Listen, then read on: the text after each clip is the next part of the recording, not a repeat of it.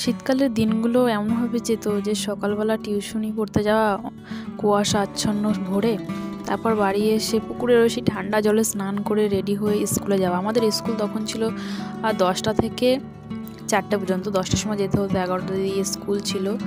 আর নিচে মেঝেতে চট পেতে বসতো। তারপরে বিকেলবেলা বাড়ি আসতাম। বাড়ি এসে শীতকালে এক রকম খেলা হতো।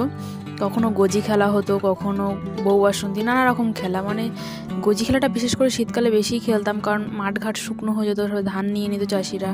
তারপরে মাঠেই গোজিকোট কাটা হতো। সে যে কী আনন্দ, সে তো বলে বোঝানো যায় না। এখনও মনে পড়লে মনে হয় যদি একবার ফিরে যেতে পারতাম সেই শৈশবে, কতই না ভালো হতো। আচ্ছা, তোমরা ছেলেবেলায় শীতকালটা কীভাবে উপভোগ করতে, কী কী খেলা খেলতে তখন আমাকে অবশ্যই কমেন্টে জানিও। দেখা হবে খুব তাড়াতাড়ি অন্য একটা ভিডিওতে। আজকের মতন টাটা।